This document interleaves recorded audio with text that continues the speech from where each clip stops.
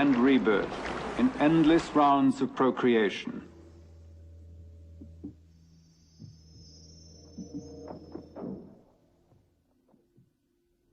In shock from the trauma of awakening, the planet is bleak, arid, uninhabitable.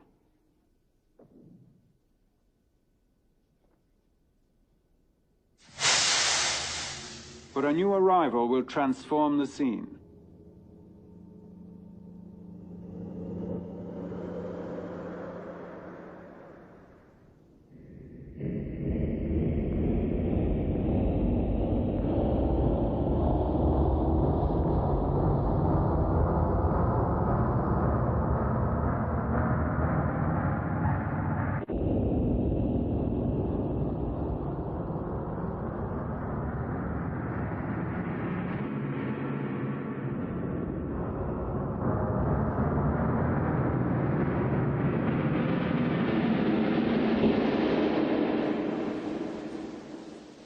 In alchemical union with the four geni of creation, air, fire, water, and earth, plants turn the desert into a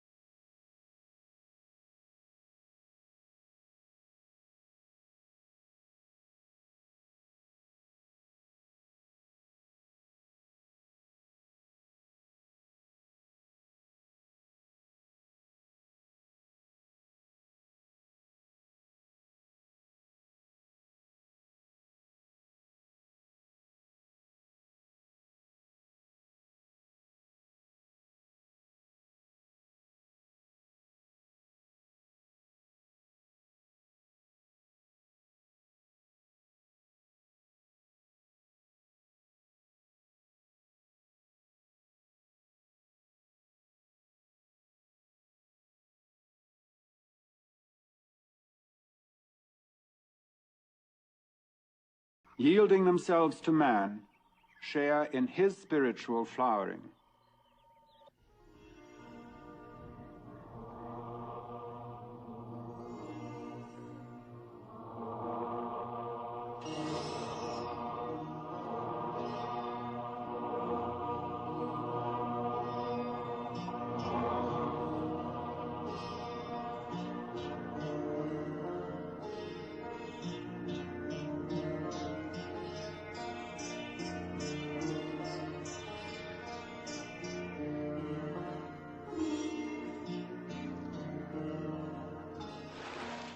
The elements of my body are as one with the infinite cycle of creation and all matter in the universe. Chanting the Vedic hymns of creation, devout Hindus reaffirm each day their belief in the unity of all existence.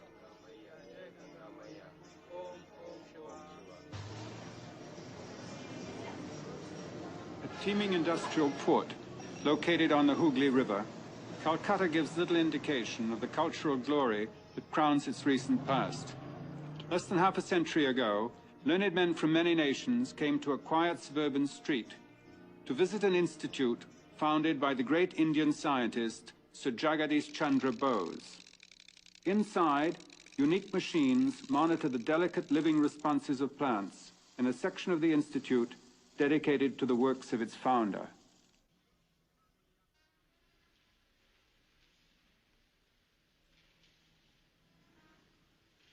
These are special instruments that Bose invented for making studies of the minute movements in plants.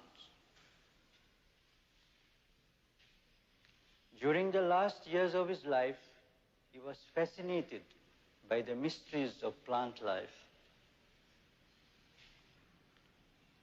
We are fortunate that besides all that he wrote, in his later life, he made many recordings in his own voice in this machine.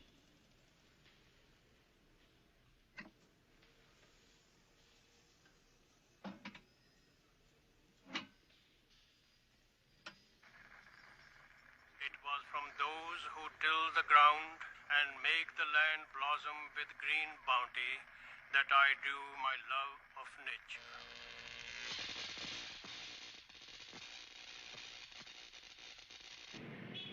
Traveling to England, Bose presented his latest and most significant discoveries in person before a gathering of the most distinguished minds in the scientific world, 324 fellows of London's Royal Society.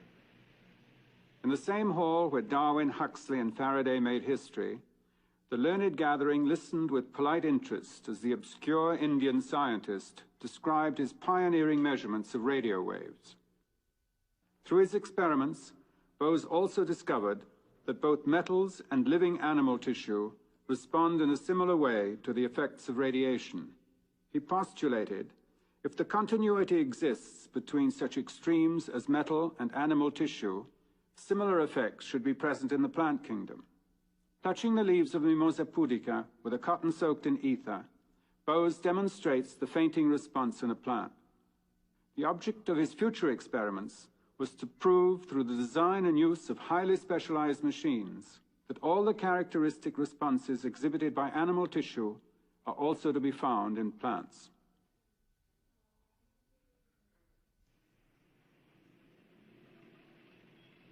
The Bose experiments were denied publication by the Royal Society.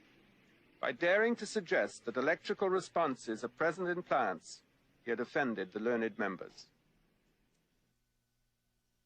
Meanwhile, in America, George Washington Carver, another generous soul, will revolutionize agriculture.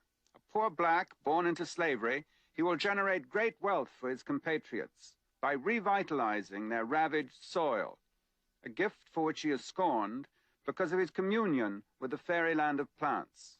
A natural alchemist, Carver transmutes the lowly peanut from hog food into a score of products, all highly profitable. Like Bose, Carver refuses to patent his inventions. Neither genius will charge for helping to produce bounty from the earth. Advanced philosophers, neither is appreciated in his lifetime.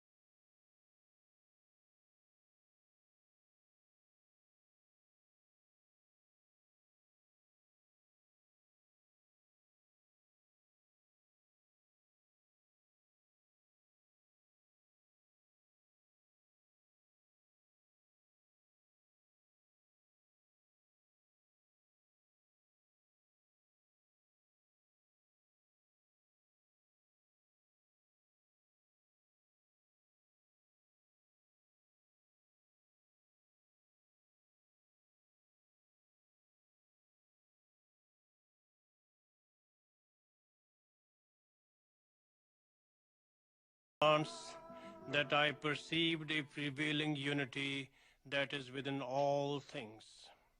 The mote that quivers in ripples of light, the teeming life upon the earth, and the radiant suns that shine above us. I understood for the first time that ancient message proclaimed by my ancestors on the banks of the Ganges 30 centuries ago. They who see but one in all the teeming manifoldness of the universe, unto them alone belongs eternal truth, unto no one else. After 5 decades of obscurity, the legacy of Jagadish Chandra Bose is now revived in San Diego, California.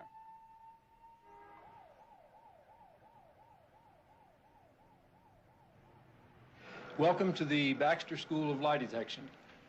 I'm Cleve Backster, and during the next 6 weeks here in San Diego, you're going to be involved in a very intensified instructional course in the use of the polygraph, or so-called lie detector.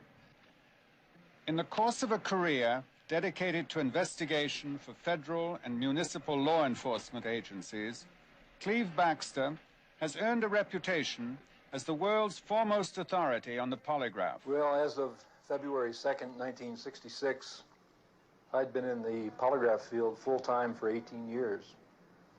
And this particular morning, I'd been working all night in the laboratory and had decided to water a plant in the lab, very similar to the plant here, Dracaena cane plant. My thought was that as the moisture arrived to the leaf of the plant, the plant should be a better conductor, and I should get a reading on the chart. Well, strangely enough, I didn't get this at all, and in fact, it did just the opposite. Instead of the tracing edging upward as it should have on the chart, it went into sort of a wild excitation, very similar to the first part of a human taking a polygraph test. But then it occurred to me, just about 14 minutes along, what would be the real optimum threat to the well-being of a plant. In fact, the imagery of fire entered my mind, and I not only thought, but I fully intended to burn the very leaf that was being tested with a match. Now, I had no matches in the room at the time, and I don't smoke, and I had to go next door to my secretary's area to get a match. But the interesting thing is that right at the split second that imagery of fire entered my mind, the tracing reflecting the changes in the plant just went right off the top of the page. And the only thing that occurred at that time, no lighting of a match, nothing else, merely the imagery of fire. And I must say that as of 14 minutes along in that initial observation on the morning of February 2nd, 1966, my life just hasn't been the same. Responding to the initial experience, when a plant apparently read his mind, Backster works nights on his own in his small laboratory. His goal is to perfect an experiment that will satisfy the rigid criteria of the scientific establishment.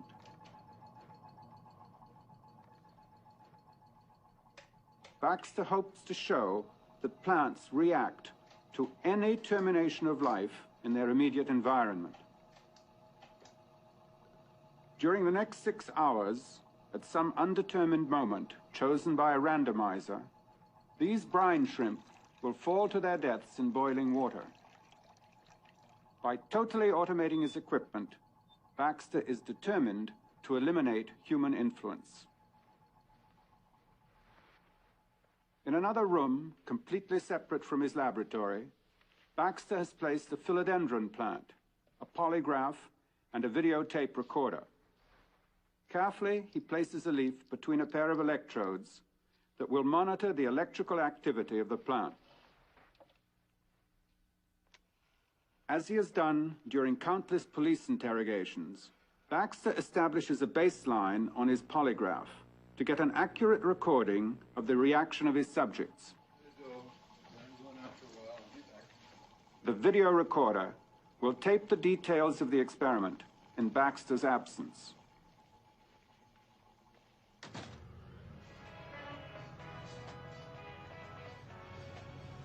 For the automation of this experiment to be successful, I have to get a certain distance away from my lab so that my consciousness won't affect the results.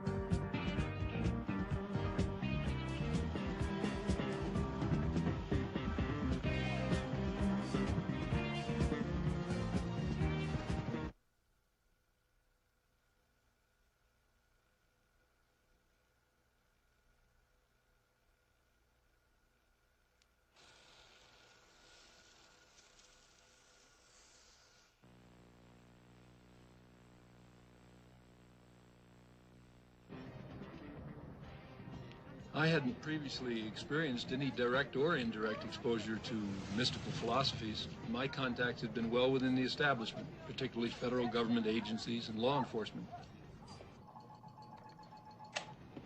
Before working with plants, I hadn't really thought much about the idea of greater consciousness or awareness.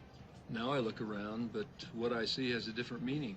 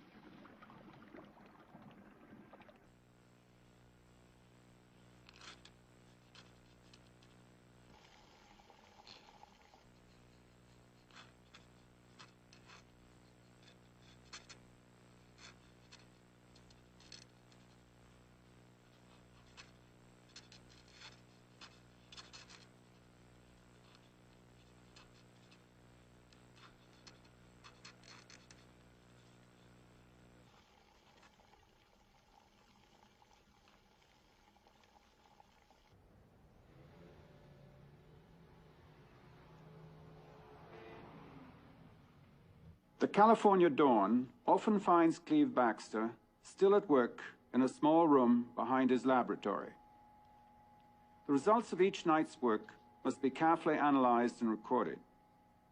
In spite of his high percentage of successful results, only a few daring individuals from the scientific establishment have come forward with offers to replicate his experiments or test his results. The great majority are content simply to condemn his efforts without taking the trouble to investigate their validity. A few brine shrimp die and a plant feels their death. I think it's the smallness of the event that makes it so significant. It means that even on the lower levels of life, there's a profound consciousness or an awareness that binds all things together.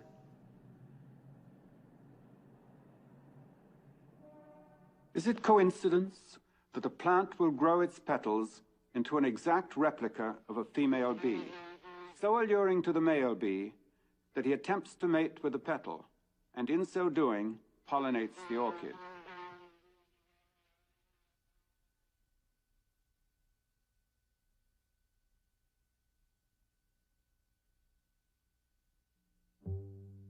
In the plant world, there are more than 500 varieties of flesh eaters, ingesting with mouth and stomach anything from hornets to hamburger, using endless cunning, from tentacles to sticky hairs to appetizing aromas or subtle traps with which to capture their prey.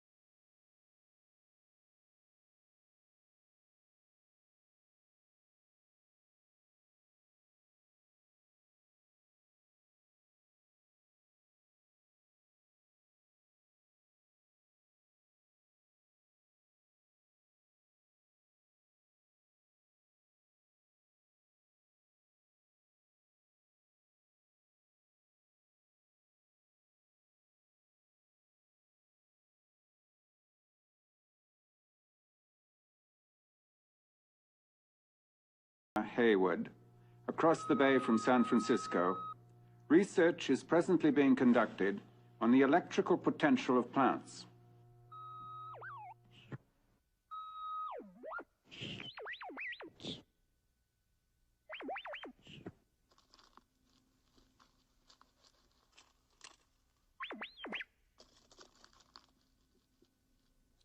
And then I try to compare those signals to emotional changes in a human. In other words, we take a person and we sit him away from the plant, and he goes through Randy emotional Fonts, changes. a researcher in parapsychology, proposes an experiment inspired by Cleve Baxter's initial experience.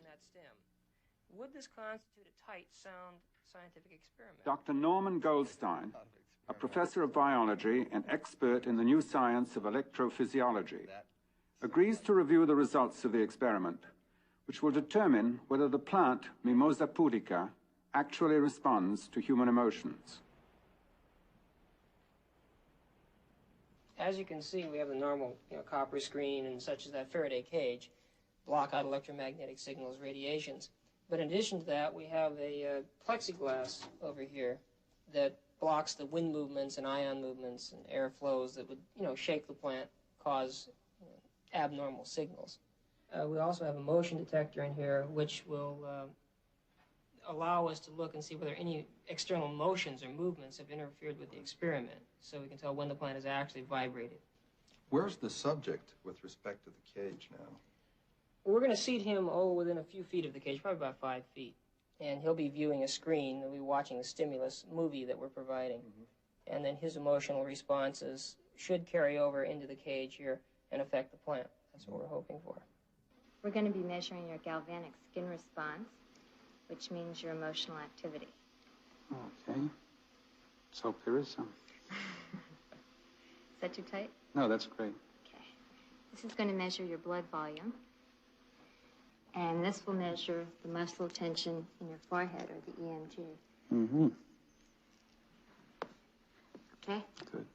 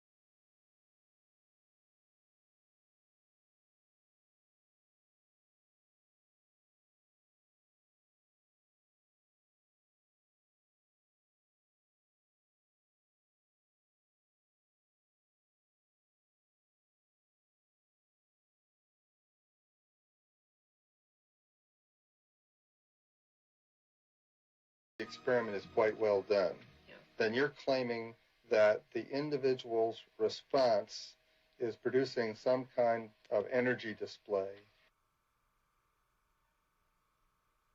When you're finished analyzing your data and it supports your contentions, you can imagine what importance this will be. You can imagine it'll change our whole picture of how we relate to plants, that we're interacting with them all the time. Plants react to man-made music. Do humans react to music produced by plants? In the belief that a tangible expression of plant emotions would bring about a harmonious interaction between human beings and the plant kingdom, artist John Lifton devised what he calls green music.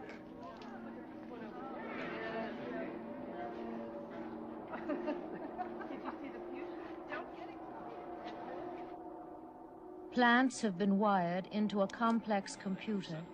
Their change of mood as they react to the crowds of visitors will be converted into musical expression. I'll check that other electrode placement. Okay, Richard. As the people move among the plants, the sounds they hear are the plants reacting to their presence. An ephemeral exchange of energy, linking two diverse life forms, becomes a symphony of emotions. Come on now, look at the fern. It's right over there. Now be careful, be very careful. Just over it. Oh, there's the prettiest tree.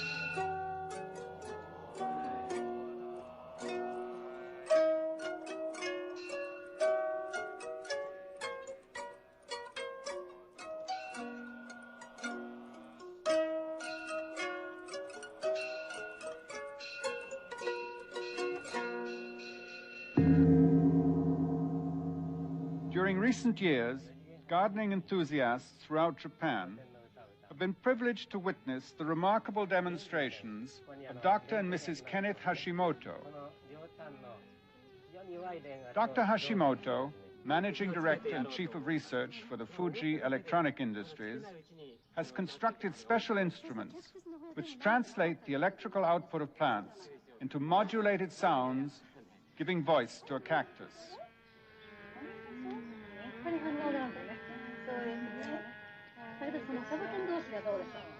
Relying on her affinity for plants, Mrs. Hashimoto looks forward to actual conversation with her cactus.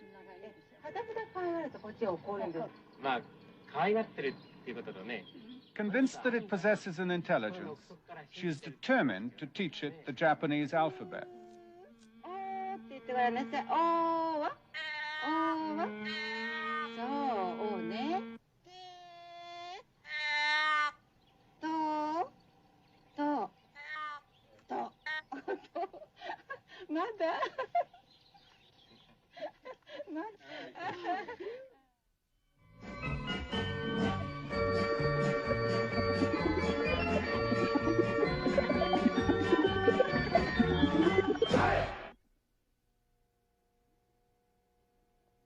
Research conducted in the Soviet Union leads scientists to believe that plants may think.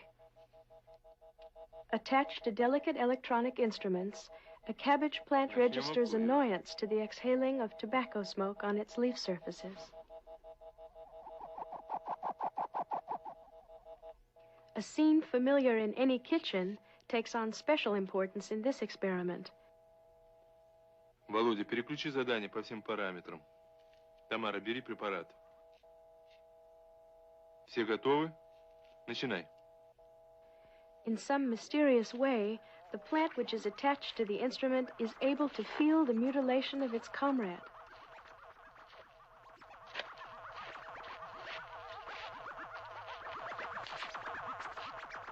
In a more advanced experiment, technicians were asked to pass through a laboratory containing 2 living cabbage plants.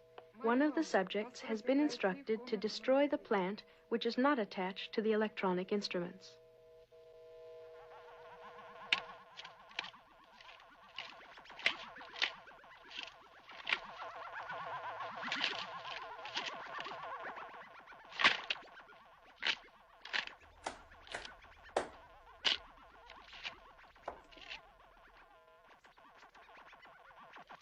Hours later, the technicians are asked to return to the scene of the crime.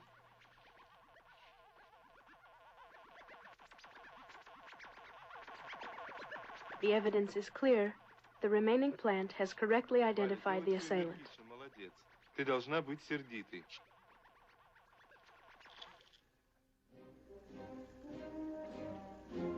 Since 1959, the Academy of Sciences of the Union of Soviet Socialist Republics has advanced research for the application of automation and cybernetics in plant husbandry.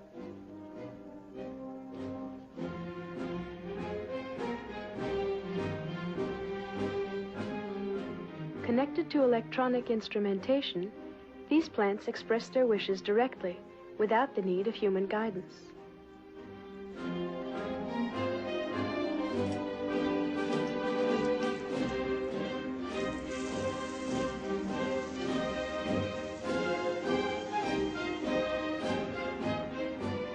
In agricultural centers of the future, plants will show themselves to be fully rational beings, controlling their intake of water and nutrients, and even regulating the temperature and humidity of their environment.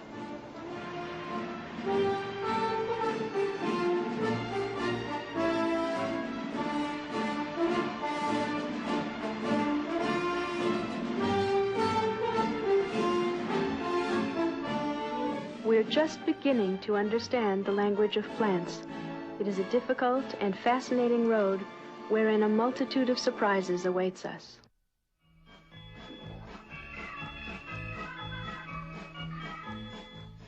From this beginning will come a world of harmony between mankind and nature.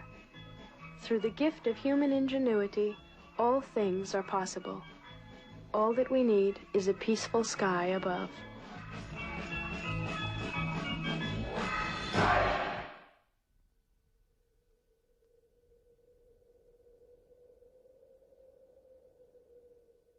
In what seems like the dead of winter, beneath a protecting mantle of ice, forces from faraway galaxies and from deep in the earth are joined in the creation of new life.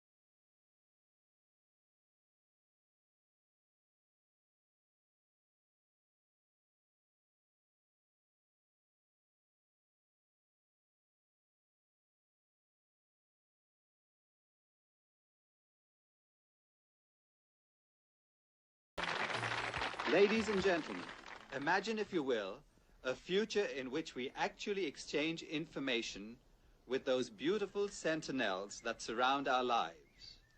Imagine receiving from plants, locked in their own dimension of time and space, a view of our own chaotic world.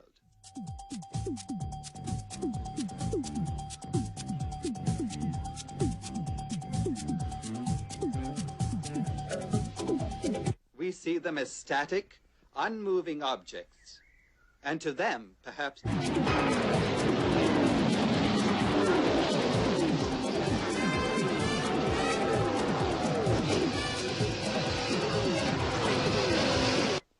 a hopelessly mechanical rush of pointless activity.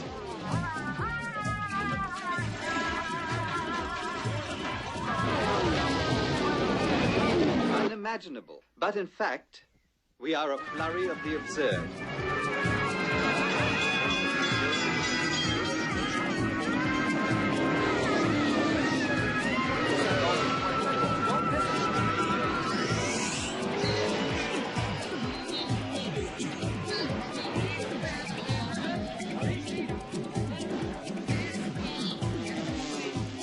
We might be more aware of the responsibility that we have to our Earth.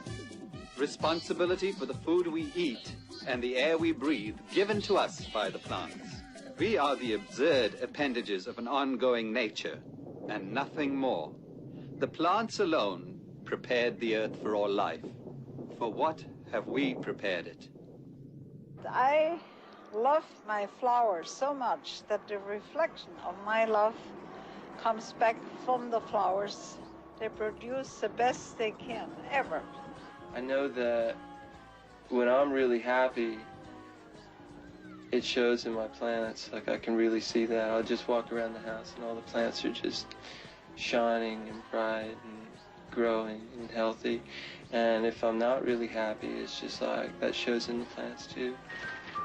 I understand that plants respond to music.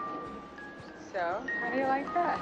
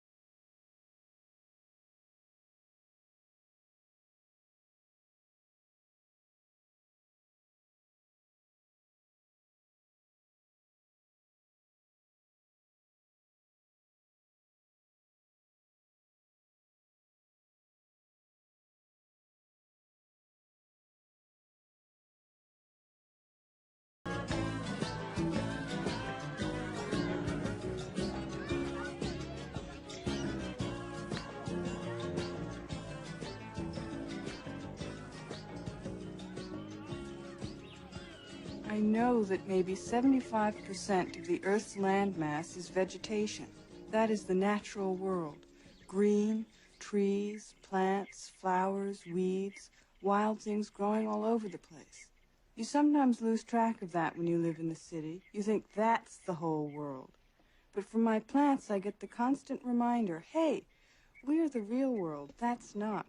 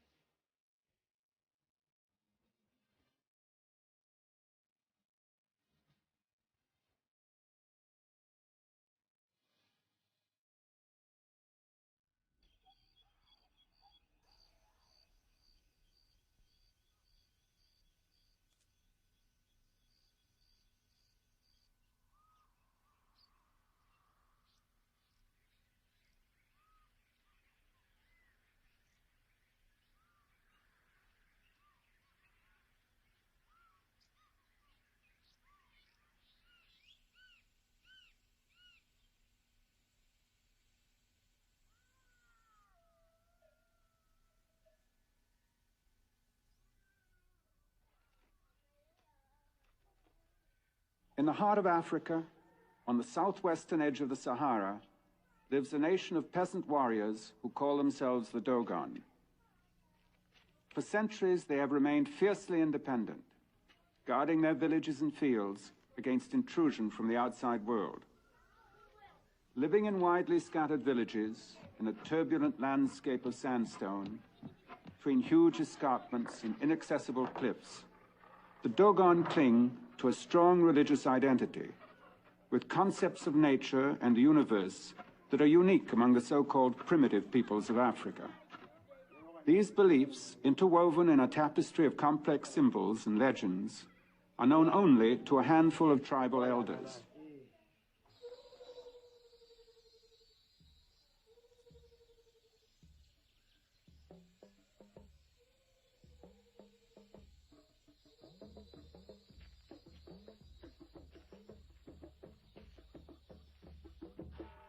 The Temple of Aru is the repository of Dogon religious knowledge.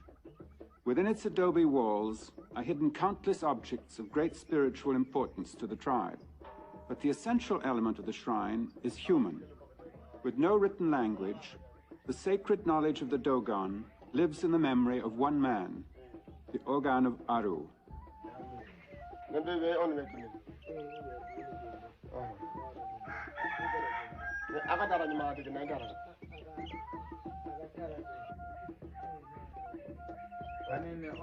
Approached by the elders of the village, the orgone alone can direct the course of their rituals.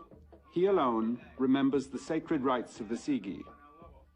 The Sigi ritual, held only at 50-year intervals, celebrates the movements of the sacred star. It is the most important event in the Dogon world.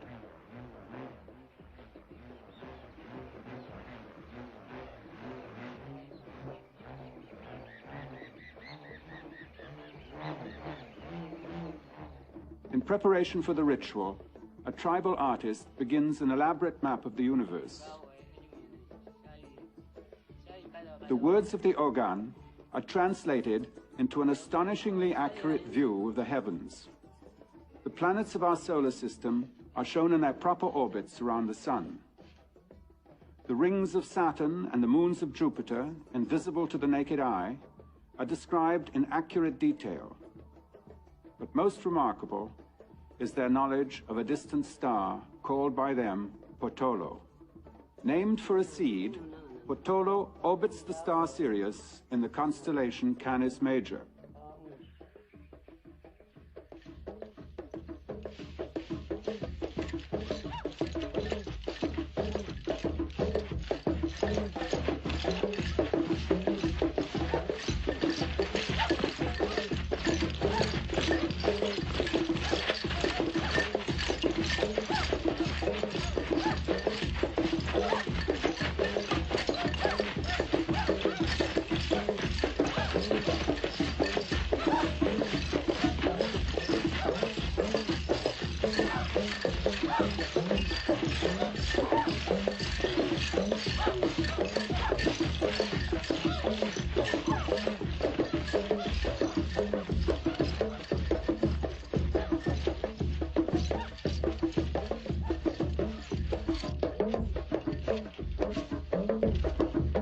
Dogon, the star Potolo is the eye of the world, a germinating seed from which they receive all knowledge.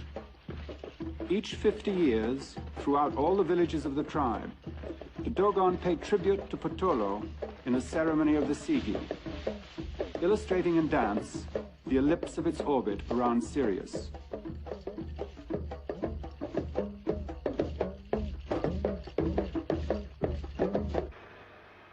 Half a world away, astronomer Charles Alcock of the California Institute of Technology, with Thomas Bellows, a computer programmer, searched for scientific truth in the Dogon legend. Astronomers now know that Sirius does, in fact, have a small companion star invisible to the naked eye. The coordinates from these observations will be fed into a computer to determine the size, weight, and precise orbit of the sacred star.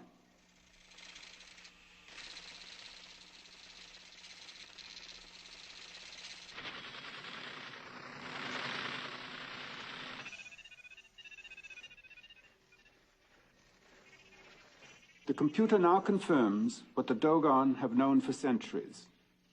A small, incredibly dense star makes an orbit around Sirius every 50 Earth years.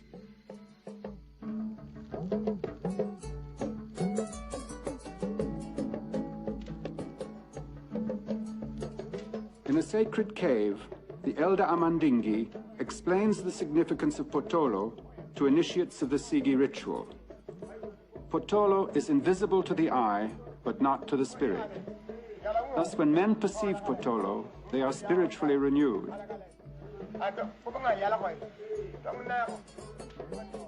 The star is heavier than iron or any earthly substance. To them, it is the creator being, and it is heavy with the life of all worlds. Potolo is the germinating seed sending out its shoots that are the creation of all life on Earth and all life throughout the universe. After a lot of consideration, I can think of no way that a primitive African tribe such as the Dogon, without any sophisticated astronomical equipment whatsoever, can discover by themselves that Sirius has a companion star which is invisible to the naked eye. Amandingi's words to the initiates of the Sigi ritual have the ring of truth. With insight, the Dogon have probed the mechanism of the universe. They know what science tells us, that the seed and the star are the self-same substance, elements of a single universal consciousness.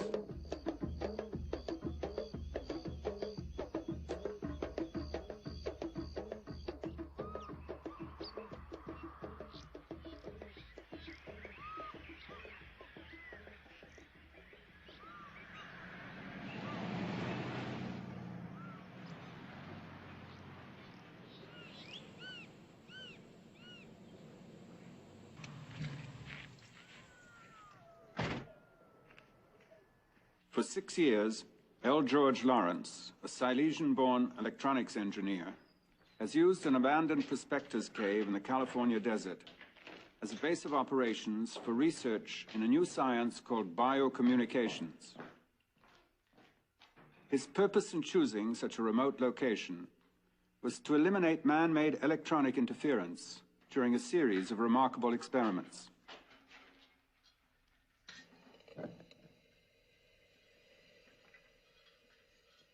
I started my orgone plans in 1962 while I was an engineer in the aerospace industry. And at that time, it was one of our goals to develop jam-proof missile components. Now, after much experimentation, my attention turned to living plant material, in particular to plant leaves. Plant leaves are able to react to gravitational changes, to temperature changes, to electrostatic fields, and so on, simultaneously. Now, a man-made sensing device cannot do this. So, as time went on, and I experimented with these various plants and plant leaves, I noted very unusual reaction patterns. Now, at that time, I thought that my equipment was defective. It did not occur to me that I was witnessing a profound consciousness in these living plants. But I was an engineer, a nuts and bolts man. I needed to perfect a machine-based system just for the specific purpose of finding out the truth about consciousness in plants. And to my extreme surprise, it worked. There is indeed a consciousness in the plant kingdom. Lawrence's latest equipment differs significantly from that of other researchers. It dispenses with the necessity to use electrodes directly attached to the subject. He has found through experiments that living vegetable tissue perceives signals with greater sensitivity than electronic sensors. These tiny mustard seeds, removed from a nutrient bath at the point of germination, will act as antennae to receive distant biological radiation.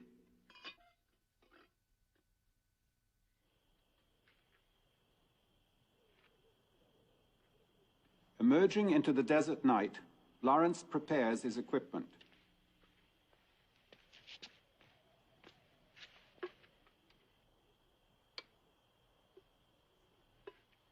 At the end of a Faraday tube, he inserts the seeds which will monitor the signals. A rotating beam splitter will eliminate radio interference. Consulting a star map, Lawrence searches for the constellation Ursa Major, the Great Bear. It is to celestial coordinates 10 hours, 40 minutes by 56 degrees that he will direct his instrument.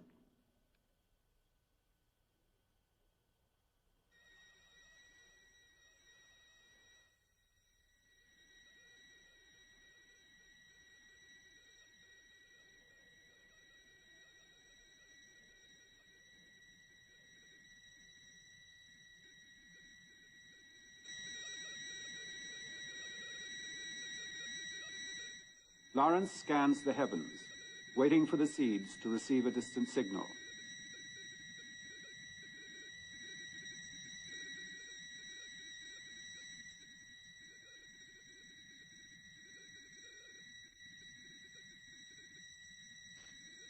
After analysis of his experiment by the Smithsonian Institution in Washington, D.C., L. George Lawrence believes the living plant tissue in his instrument is receiving a message from outer space.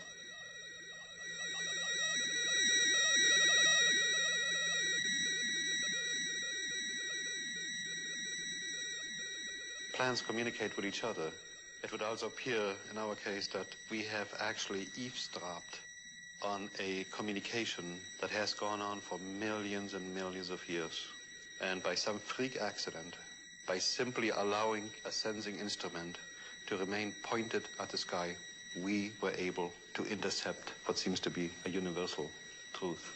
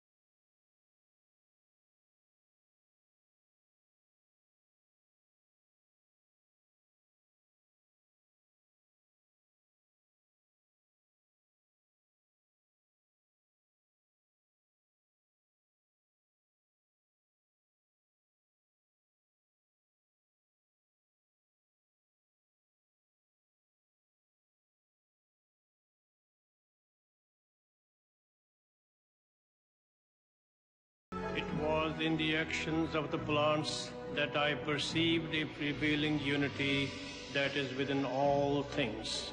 The mote that quivers in ripples of light, the teeming life upon the earth, and the radiant suns that shine above us.